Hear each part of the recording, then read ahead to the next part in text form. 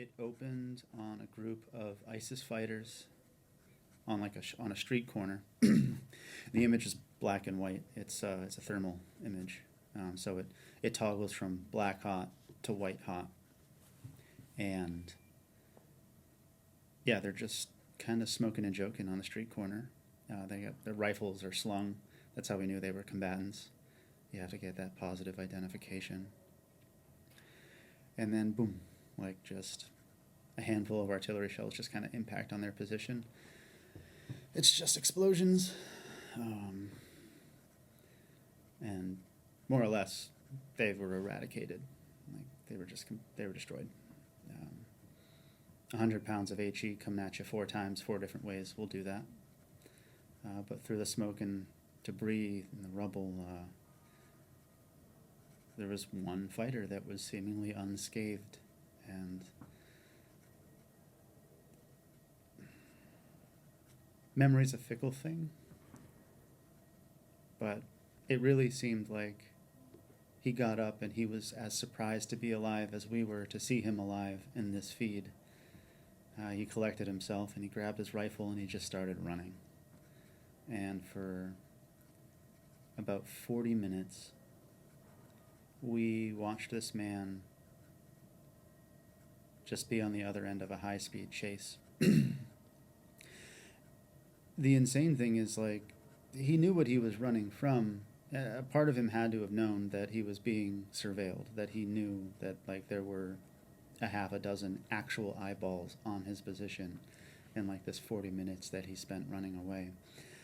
But he maintained positive control of his weapon the whole time. He carried himself like a warfighter.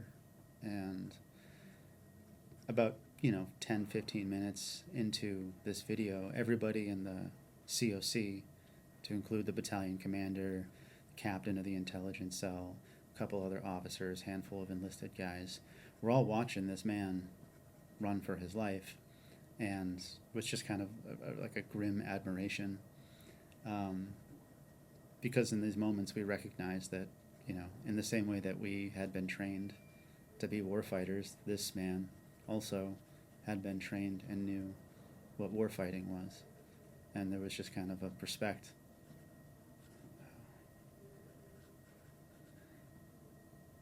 He gets onto a moped with somebody, and that person drives him down to the Euphrates River. And he is wounded. He didn't get out of that unscathed. He was wounded. He made this entire trek with at least some shrapnel in his gut. It was hard to tell which or what it was. And there's a handful of people on the riverbank. There's a couple of small boats. He gets off the moped, is beckoned over to one of the boats. He gets into it with one other man, and they start rowing. A couple minutes goes by. There's still other people around, other boats. And it's at this point, like, we understand, like, the reason another strike hasn't been conducted on this person is because there was other people around that, like, were not identified as combatants. The United States fucks this up a lot. Like, really badly. But not this time. They did it by the book. It doesn't make it any less kind of insane to watch, though. The boat eventually makes its way, eventually there's no one left. And after a few moments of the boat just seeming to clear, like any other potential hazards or casualties, Hellfire missile just right in the boat, blasted. Those 2 men are in pieces instantaneously all over the river. As you can see, it was wild. And yeah, everybody just kind of took a deep breath and was like, well, that was wild. And just went back to their day. Just back to doing what we were there to do. I went to sleep.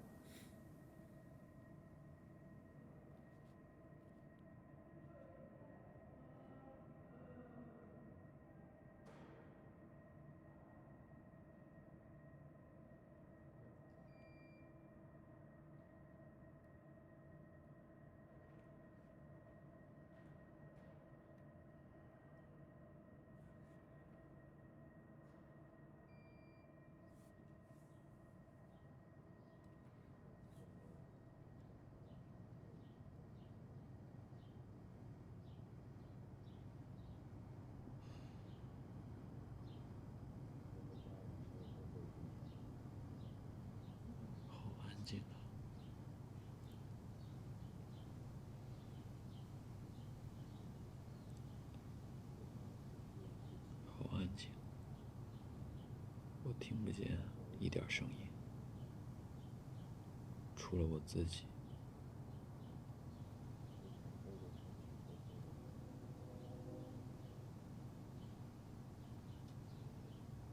这种安静，我想起来，每次回到卧室的时候，一片漆黑，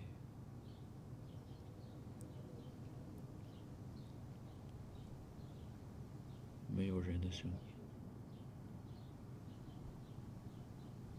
我只能听到汽车穿梭，偶尔还有一些喇叭的声音。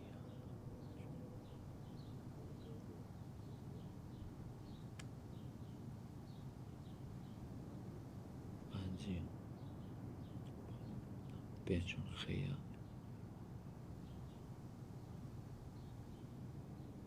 一开始是包裹着我，但慢慢的，我怕那种难过的情绪把我淹没掉。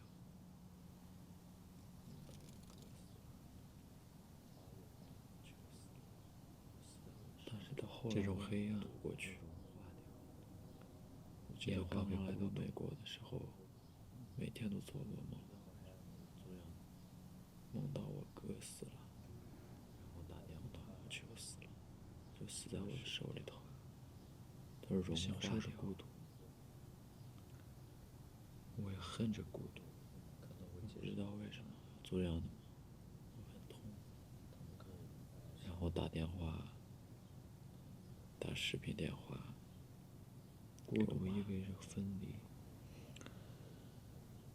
和最挚爱的姐姐和我妈，亲爱的人，他们看着我拥抱，再见。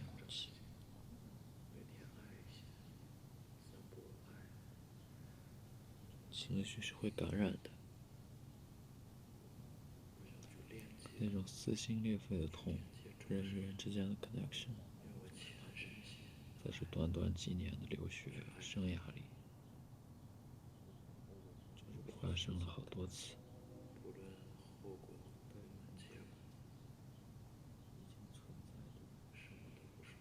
我总是怕被淹没。我和家人，我不想在机场，他们送别，已经存在的很多事情拥抱，必须要困住，我不觉得。我第一次感受到，现在可以什么都不做，我妈的身子只是在让人说话，或者手鸵鸟一样，就够了。我摸着了她的脊椎，她的肩胛骨。我第一次感受到了父亲的强壮，早已扼入我的喉咙。这是静静的注视着一切，还有我哥哥，我姐，让事情就发生吧。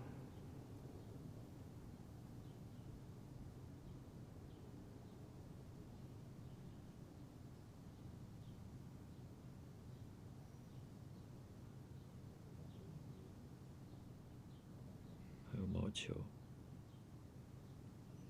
Thank you, Timothy. Long talk. 我每次离开，我其实感觉总对不起毛球。那些东西太痛苦，我不能再去想。I love everybody. 注重于觉得专注自己。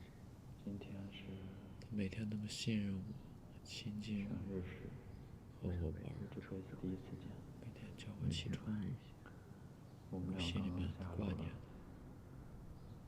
我走的时候，他是那么不舍得，特别奇怪的，说不出来的奇怪。可能是一种什么？再回头去看，我全身心，因为平常看到这么好的天气，那太阳一定很亮。但是相反，我怕那种难过的情绪把我淹没掉。气温很低，阳光不热，亮度也变低。但是到后来我也没有躲过去。我记得刚来到美国的时候，每天都做噩梦。有人说这是世界末日，但是我早就已经麻木了。我选择让它去发生，就算世界末日，我也会选择继续爱着世人，祈祷着众生。